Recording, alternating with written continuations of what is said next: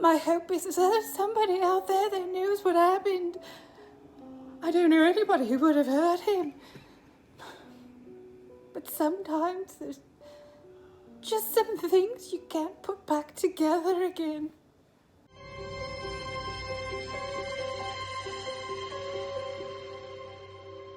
He was the best egg I've ever laid. So smart and friendly. Everybody just adored him. A real sunny-side-up disposition. Man, Humpty. He was a real guy's egg, friend to everyone, the kind of person that offered you the shell off his own back. Humpty was always there for me, he helped me out of a lot of sticky situations, and I don't even think he knew it. He probably just did it out of the kindness of his own yoke.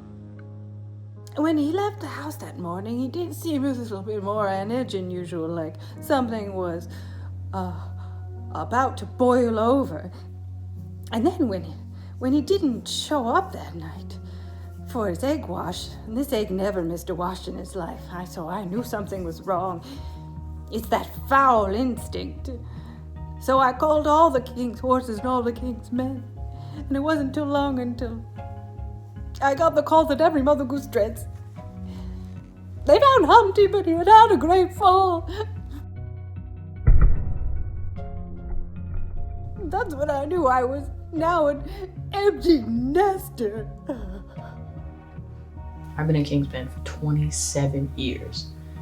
And I've never seen something so gruesome in my life. As I approached the wall, I noticed a few eggshells just lying there. I thought it was odd, but as I kept walking, I just saw his whites splattered everywhere. Even my horse was freaked. I tried my damnedest to put him back together again, but I couldn't. Still haunts me to this day. The thing that doesn't make any sense to me is Humpty sat on that wall 100 times before and never even teetered. There's no doubt in my mind that he was pushed. I know his mom thinks he was pushed, but the egg was a klutz. Sometimes it's hard to accept that. We all just gotta move on. Miss you, Humpty. We originally ruled it as an accidental eggicide, but the angle of the fall just didn't seem consistent. See, if he just fell over backwards, the carnage would have landed much closer to the wall. Even with the strong breeze that day, the egg would have landed more to the side.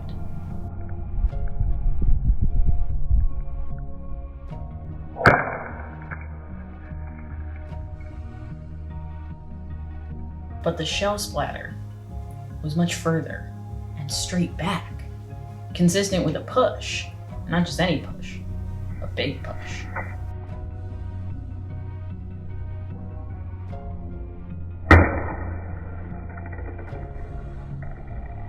Now we knew we had a murder on our hands, but no suspects. The scene produced no DNA evidence, except for that of the Muffin Man, who showed up shortly after we arrived to give all the first responders muffins. Do you know the Muffin Man?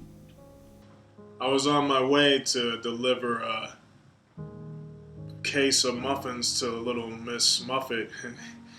She's got a tight little tuffet, if you know what I mean.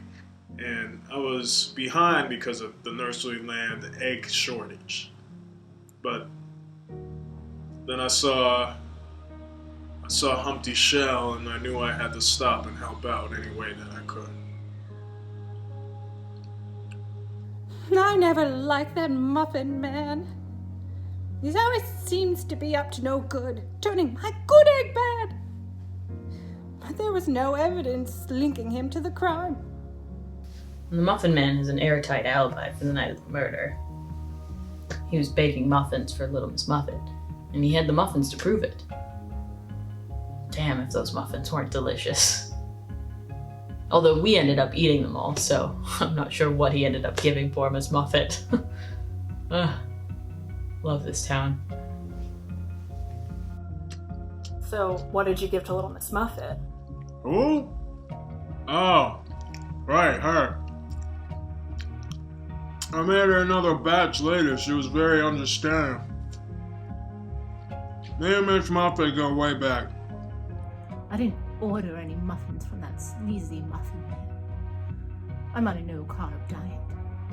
It's curds and whey all day for this tuffet.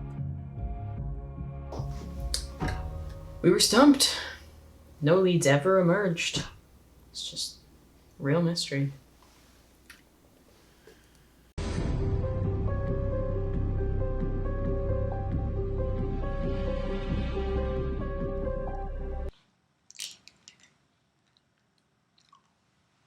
Whoa, like egg.